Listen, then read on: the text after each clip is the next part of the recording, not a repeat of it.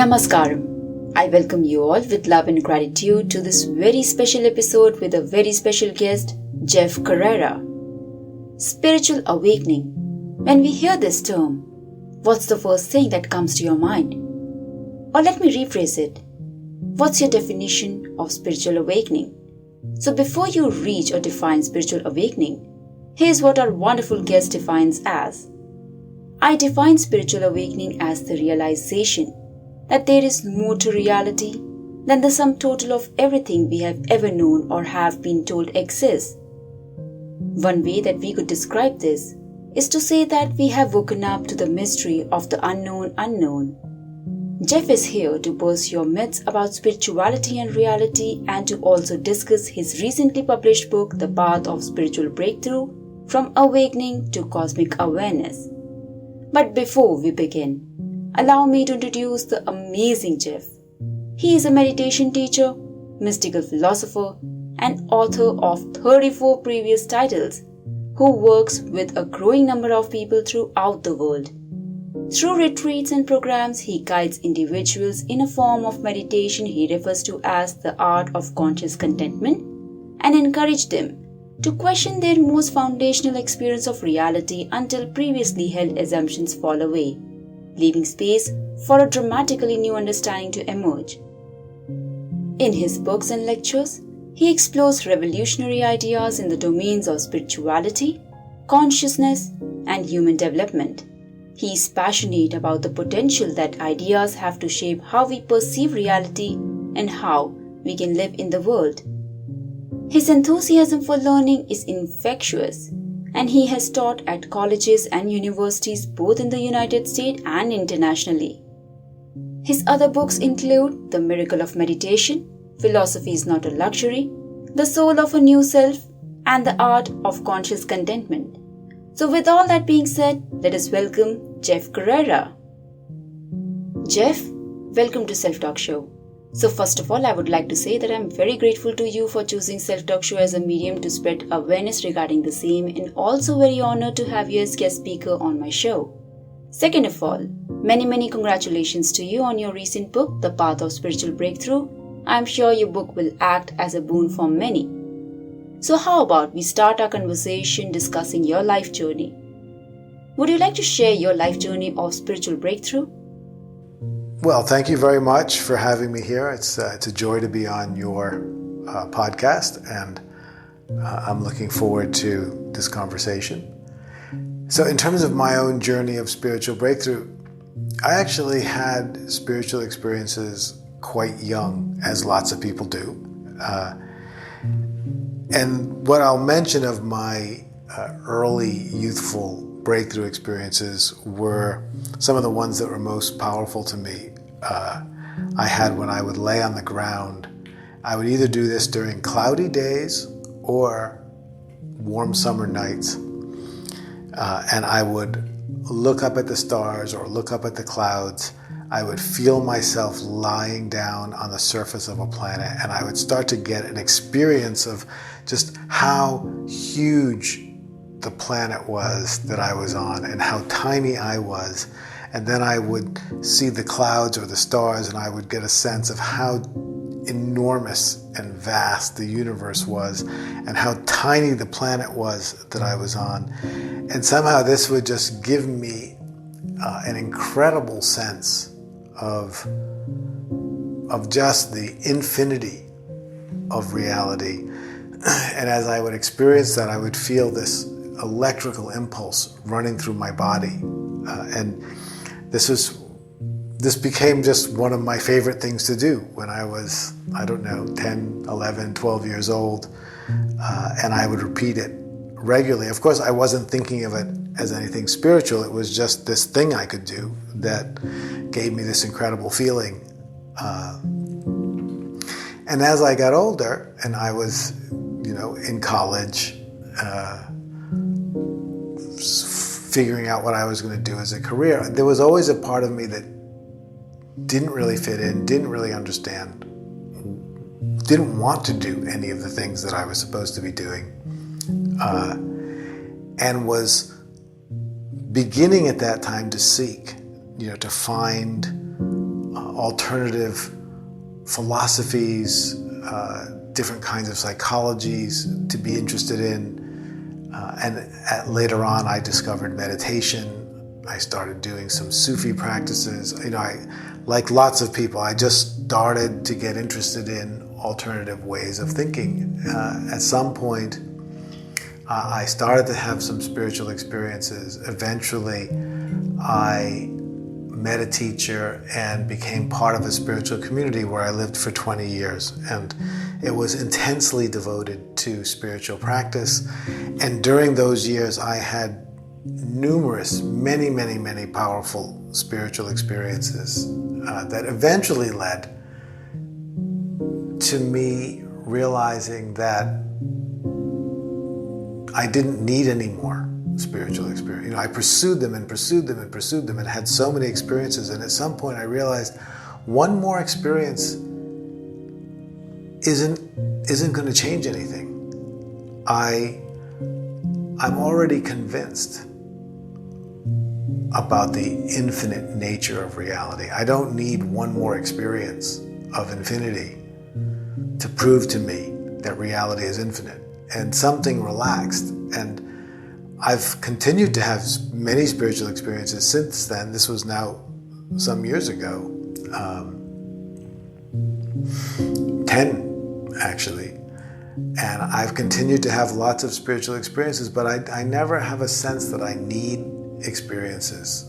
And so, in some ways, the path of spiritual breakthrough leads to a place where you are convinced about what it is that those breakthrough experiences reveal, and therefore you stop feeling a need to have more. And that's, in some ways, how I define spiritual liberation. It's one way that I understand spiritual liberation. It's the liberation from the need to have any more breakthrough experiences in order to prove to yourself that reality is infinite.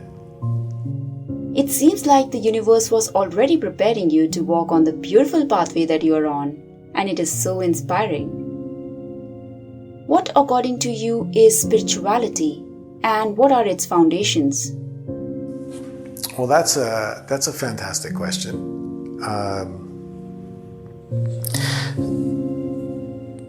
That's a big question. Of course, I could answer it many different ways, but this is the way I feel inspired to answer it. I believe that our lives, our existence, is all animated from a single source. And I believe that in the traditions, in religious traditions, when they speak about God or divinity, they're speaking about that source of life. And that source of life is animating all of life in the universe. And so spirituality means developing a direct contact with that source, a relationship with that source. And through our spiritual life, I believe that the goal of spirituality, or the goal of a spiritual life, is to become a vessel for that divine source, that singular source of life, to move through us, to manifest as the actions of our lives, and to reveal itself in the world through us. So I think of a garden hose that has a kink in it, and the water, which is the life force, or the spiritual energy, or the divine, whichever word you choose to use it, it can't get through, because there's kinks, and there's kinks in most of us. And through our spiritual work and our spiritual practice, we unkink ourselves.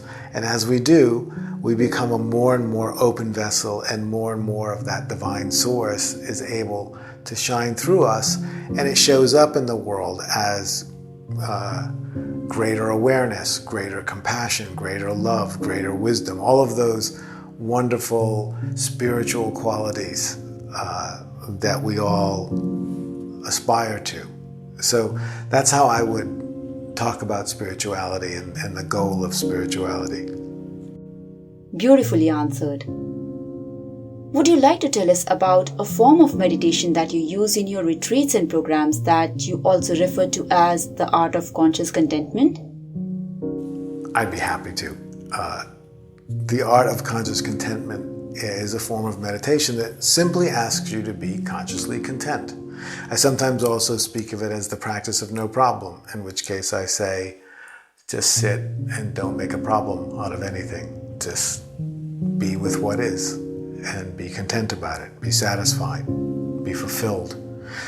And I believe it's a very powerful form of practice because we are taught in our society to be dissatisfied. We are taught that what drives you through life is dissatisfaction, is wanting, is needing. That's what makes us work to achieve and to attain.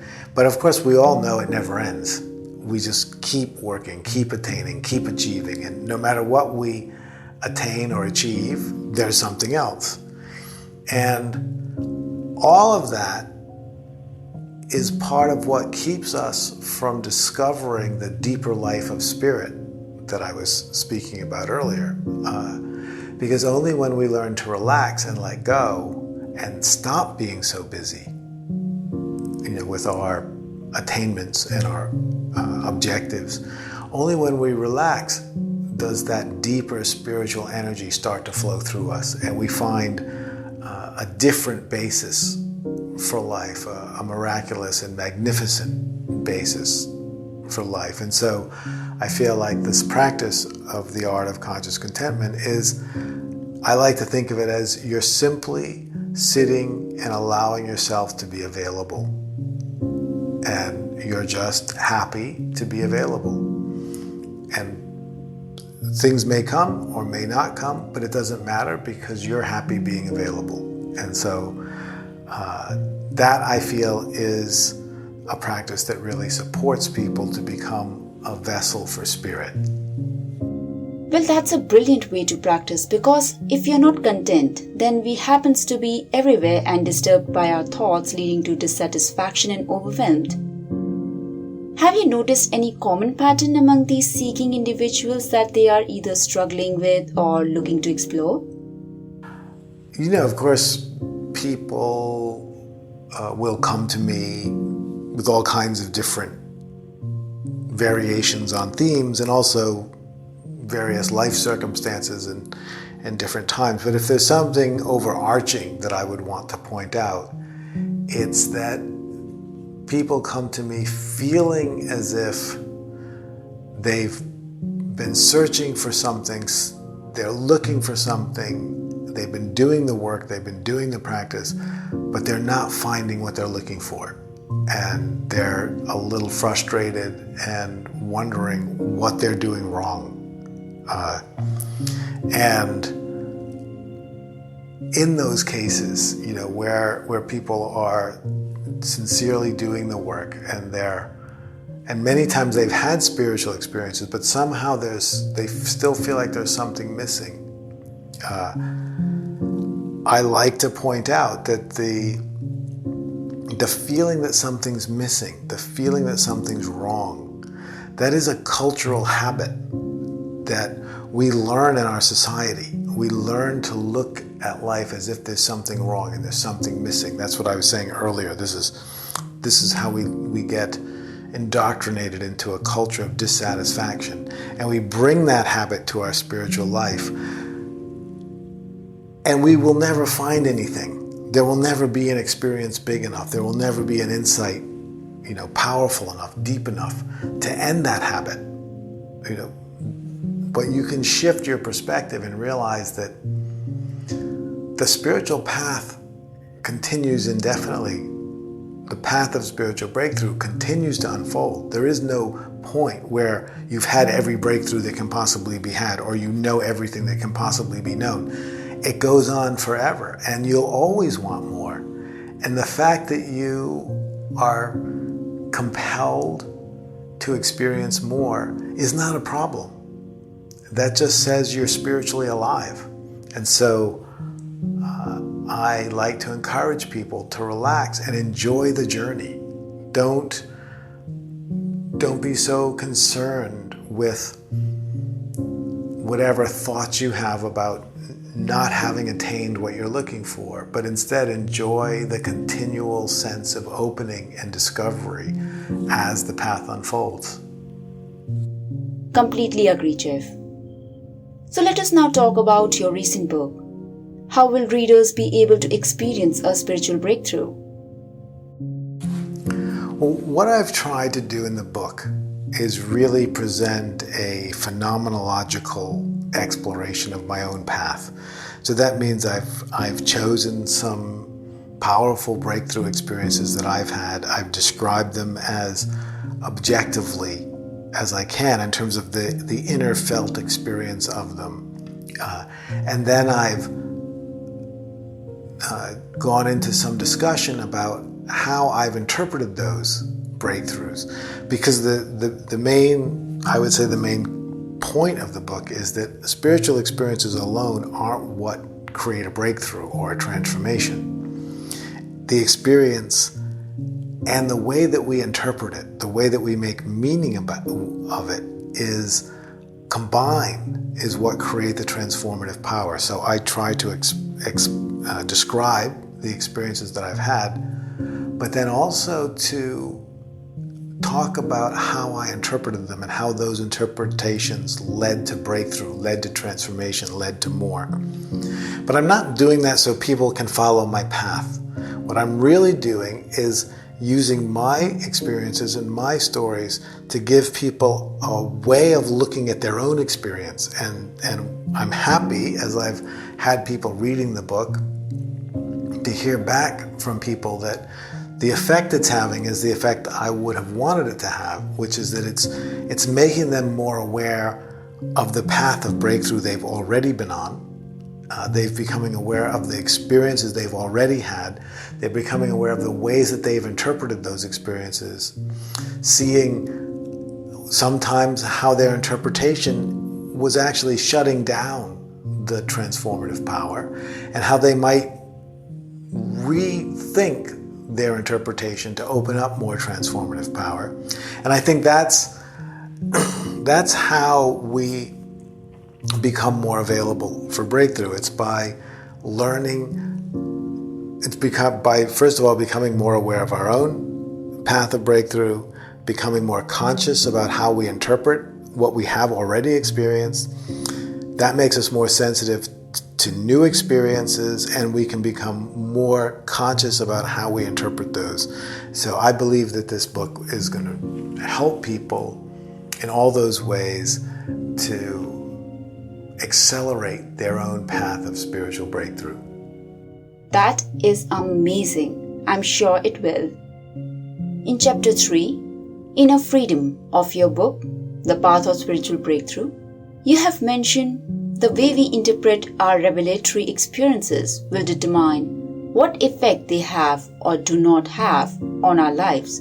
Some interpretations lead to massive change, others to none at all. Would you please elaborate on the same? Certainly, that's what I was just getting into, but I'll just elaborate on what I already said briefly by saying that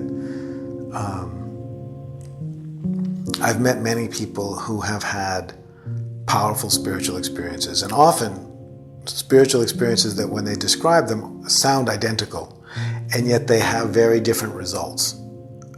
And what seems to be the case is that how someone interprets the experience is a determining factor in how much change results from it. And for instance, I've known many, many people who had powerful, potentially life-changing spiritual breakthroughs, but the way that they interpret it is as some strange, anomalous experience that's disconnected from reality. And so what happens if that's your interpretation of the experience, then, a week, 2 weeks, a month down the line, someone asks you about it, it'll be, oh yeah, I had this weird experience like a month ago, and it felt like this and that and the other thing. But you're interpreting it as it was just some weird anomaly, like a glitch in your program, and it's not really that important, and it doesn't mean anything. And if that's your interpretation of it, it doesn't change anything. But someone else could have the same experience and decide that they had opened up to the true potential of their inner nature. And that may lead them to make changes in their life and become a very different kind of person. But it has to do with how they interpreted the experience, not the nature of the experience itself. So true. In the same chapter, you said, if we look at the experience of inner freedom and interpret its possible meaning from a universal perspective, we see that something profound is happening. The cosmic energy that is the ultimate source of all the love, wisdom, and conscious awareness in this universe is being liberated to manifest itself freely through us. This is how I see spiritual liberation. It is not our liberation. It is the liberation of the cosmic energy of life itself. It is the freedom of the universe. Does it mean that the universe flows through us? Yes, and again, this is an expansion on the earlier question about spirituality, but yes, absolutely. I believe that the energy and intelligence, life force, the source of wisdom and love and compassion is a universal source. It is flowing through all of us. It is animating all of life. And from the personal point of view, my spiritual liberation is liberating me. But from that cosmic point of view, my spiritual liberation is liberating that cosmic energy to flow through me. And I think that is a very powerful way to think about spiritual life. So this is the question I have been meaning to ask the day I read an article, Are We Really Made of Stardust, on the Natural History Museum website, wherein Dr. Ashley King verifies this question and also raises my curiosity in regards to the same.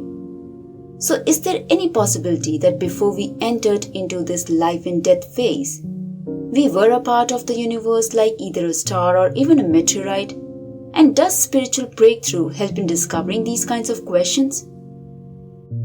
Well, I guess the way that I would want to address that, so the idea that we were stardust, is essentially saying that, this is stardust, effectively stardust is what gathered to create planets, and the molecules in our body were part of that, etc.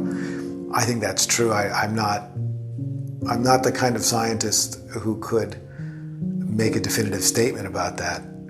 And it's not something that I feel particularly concerned about, because it's still all about just the material. It's all about the matter of us. And, to me, it's profound, of course, that our physical makeup is made up of material and matter that may have been here at the beginning of the universe. Of course, that's mind-blowing and it's wonderful. But what's most intriguing, miraculous, wondrous, mind-blowing to me is that the source of my consciousness, this universal source, was here before my body was born. It was here, I believe, before the physical universe existed. That the consciousness, the conscious potential for a universe existed prior to the matter, prior to the material. And my consciousness, this cosmic awareness that's flowing through me will continue after my body no longer ceases to function. It will continue after this entire planet is gone. And who knows, it may continue after the universe itself has ceased to be. So to me, the inner source of life, of consciousness, of awareness, is more where my focus is than on even the magnificence of the material vessel that I am. That's wonderful. In Chapter 4, Constant Consciousness of the same book, you have mentioned to enter a new paradigm of being, we will need to make room for reality to be weirder and more bizarre than we would generally feel comfortable with. Why is that? Well, the reason for that is because, a paradigm shift is a massive shift in how reality shows up for us and how we see things. So if we use a previous paradigm shift, for instance, the shift from the time when everyone saw the world as flat to when there was a recognition that the world was round, right? This is a big paradigm shift, and it had big implications because it meant if you sailed off into the ocean, you weren't going to fall off the edge. You were actually going to go all the way around to the other side.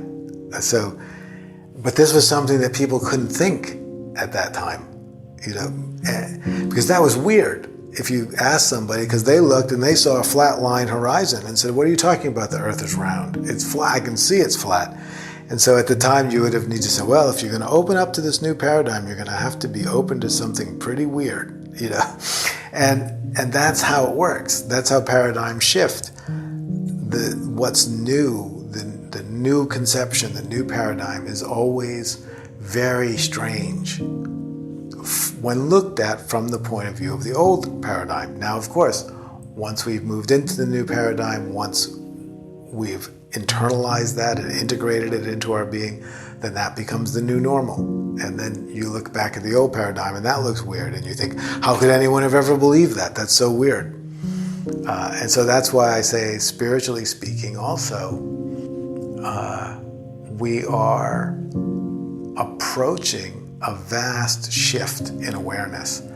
And there's no way that shift is going to lead to something that's similar to what we already know. It's going to lead to something very different. And anything that's very different feels weird. And so it's important for us to be open to weirdness, because otherwise what happens is, if we're not open to anything that's too far outside of our box, then perceptually our mind will filter out those anomalous experiences.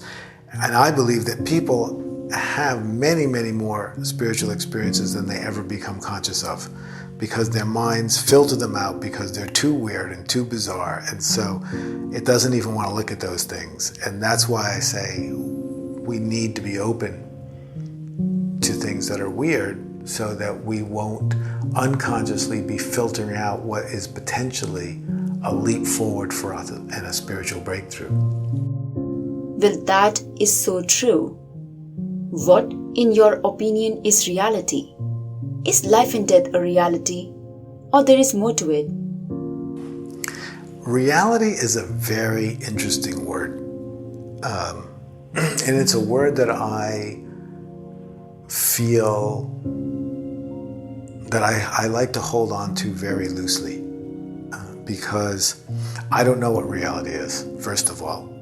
And second of all, I don't necessarily believe that there is one reality, in the way that we're trained to think of reality as kind of a pre-existing way that things are, that we then discover. And I don't know if that's how reality works. I actually think reality is much more creative than that. I think we are co-creating reality, with all kinds of unseen actors, and with ourselves and with each other. And so that,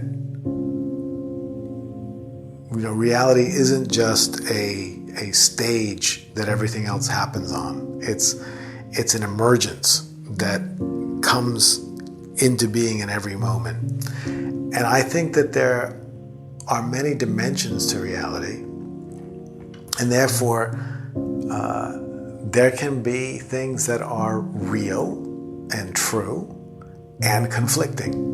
And I think in terms of our last question about weirdness, one of the weirdnesses we need to be open to is paradox, because in our culture, it's believed that there's only one truth, and therefore, if this is true, then that can't be true.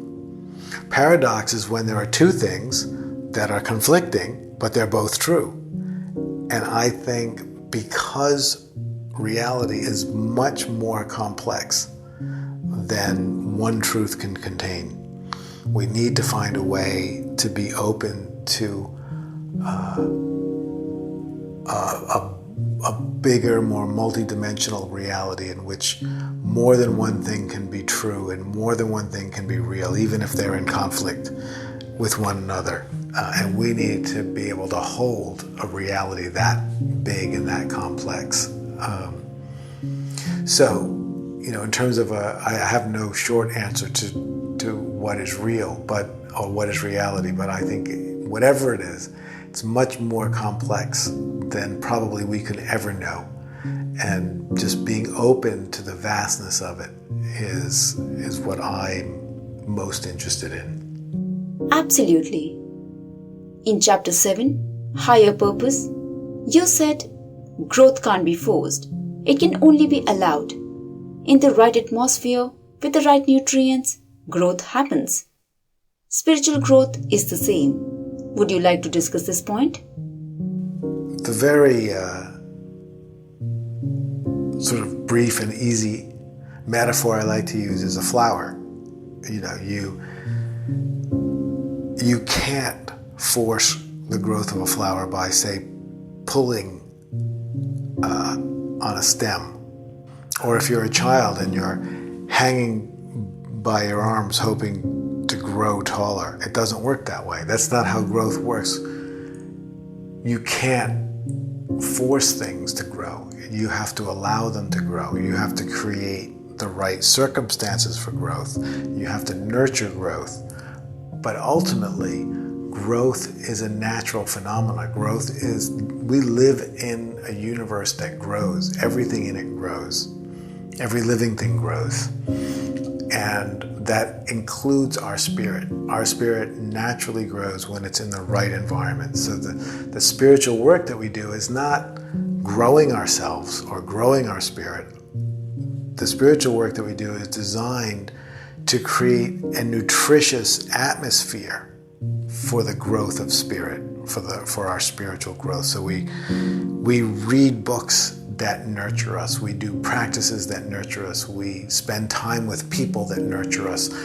And all of that creates a spiritual atmosphere in which our spirit grows, in which we grow spiritually. So that's what I mean by that. In Chapter 6, Cosmic Awareness, you have mentioned our spiritual life progresses through the interpreted realities we create after each of our spiritual breakthroughs. We live in one understanding of reality, and then we see a new and more powerful vision. Would you please elaborate on the same? This really gets to the heart of what I see as the path of spiritual breakthrough. Because we can have lots of spiritual experiences, but I see a breakthrough experience as something specific. A breakthrough experience is one that's transformative. It's one that changes us. It changes our relationship to the world. It changes the way we see the world. We could have a spiritual experience, for instance, that was deeply comforting and reassuring. And it could be a very powerful spiritual experience, but it's not transformative. It wouldn't necessarily change you or change how you saw the world, even if it was incredibly valuable. But a spiritual breakthrough experience changes how you see the world. And that's what, in the book, I go through my own breakthrough experiences and talk about how my world changed, how I changed as a result of these experiences. And the path of spiritual breakthrough unfolds kind of breakthrough to breakthrough. You have a breakthrough and suddenly you see something you never saw before, and then that becomes part of your worldview. You kind of reintegrate a new sense of self around this new understanding of reality, and then at some point you have another breakthrough, and suddenly you see more, or you see something different, and you realize the world is different than you thought again. And again, there's a period of integration in which this new understanding becomes incorporated into a new sense of self.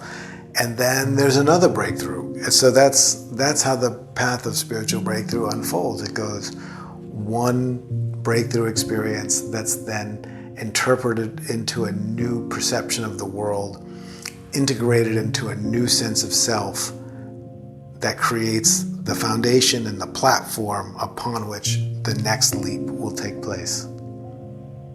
That's more of braiding our understanding of reality and spiritual breakthroughs one after the other, and that leads to a more powerful experience along with visions.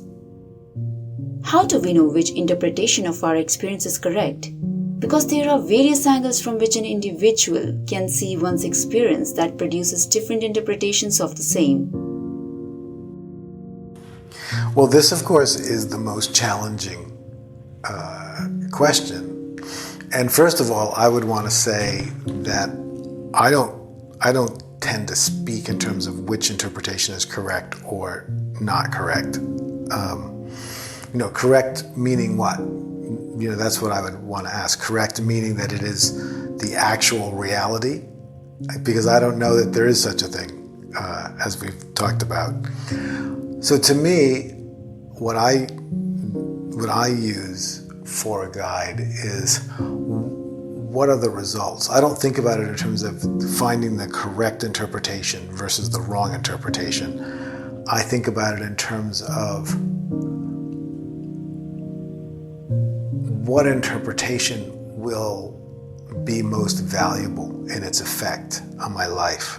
And to me, what that means is, what interpretation of this experience will, first of all, open me to further experience, open me to more breakthrough.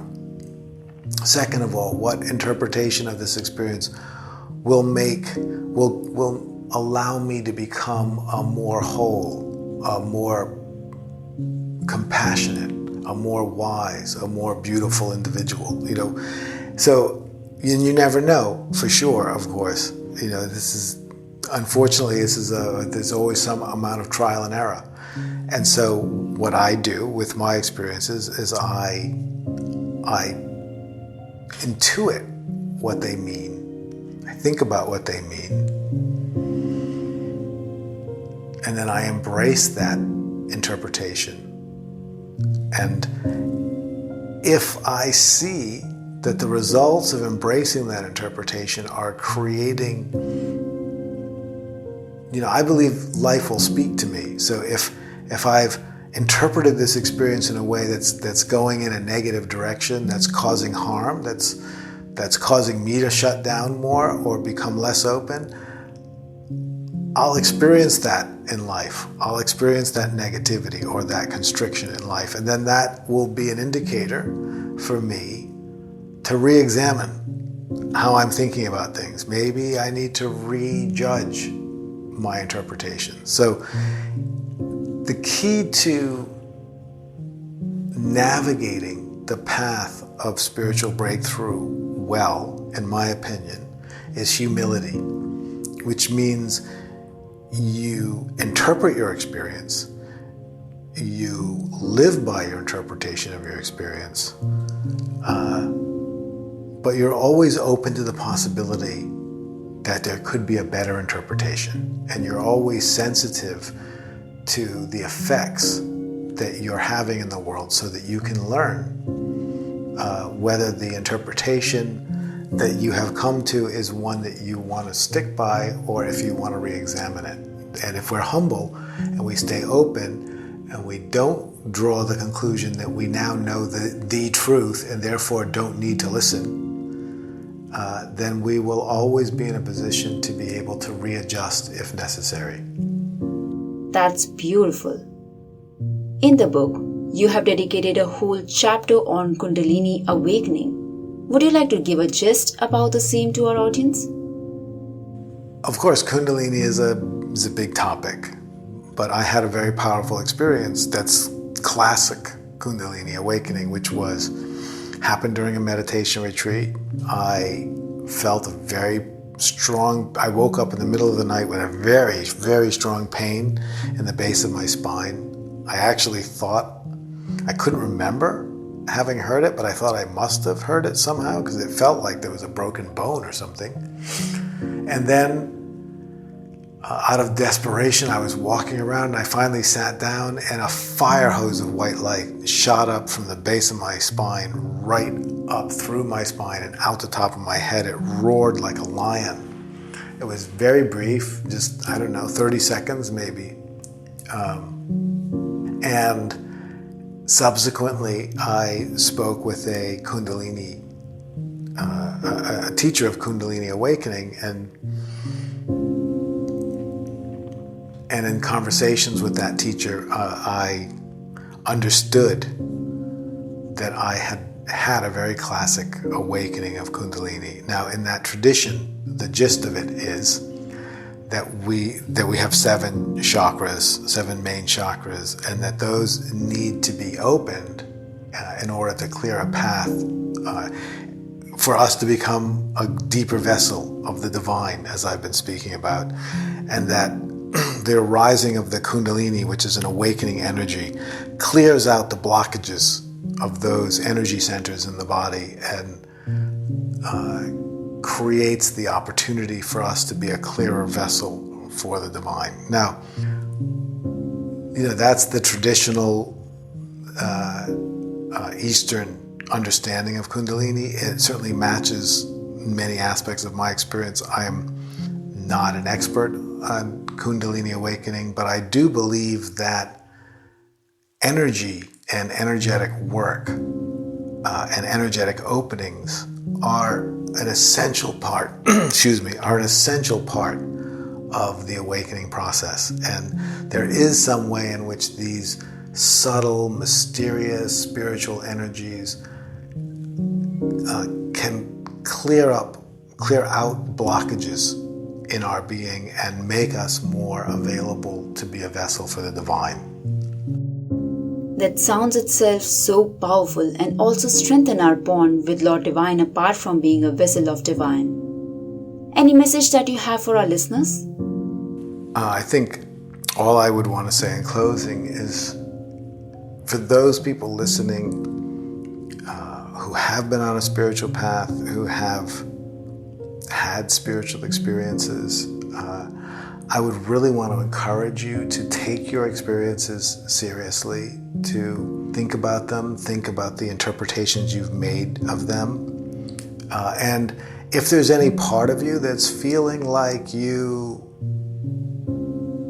have missed something or are longing for some ending, some finality, that you relax a little bit around that and enjoy the journey. Feel grateful for the fact that you have been invited onto a path of spiritual breakthrough and look forward to your future breakthroughs. I know for myself, I never want to have a breakthrough that is the last breakthrough I'll ever have. I love the path. I love opening to more and continually expanding. So I would encourage you to enjoy the path and feel grateful for the opportunity to continually grow and expand. And I also just want to thank you very much for having me on today. It's been a joy to speak with you and to be able to share a little bit more about the book. So thank you very much. That's a wonderful message, Jeff. Thank you so much for educating us on the same. It was lovely having you on the show. You can reach out to Jeff through his website mentioned in the episode description. Also, head on to Amazon to grab your copy of Jeff's recently published book, The Path of Spiritual Breakthrough from Awakening to Cosmic Awareness. So with this, we come to an end of this episode. Hope you liked it, and the feedback would definitely do wonders. We would really appreciate it if you can subscribe to Self Talk Show. More episodes and more awareness is coming your way, so stay tuned and keep self-talking. You can reach out to us for questions, queries or suggestions at www.selftalkshow.com or email us at showselftalk@gmail.com or through social media pages on Facebook, Instagram and Twitter. Thank you again and see you with another episode.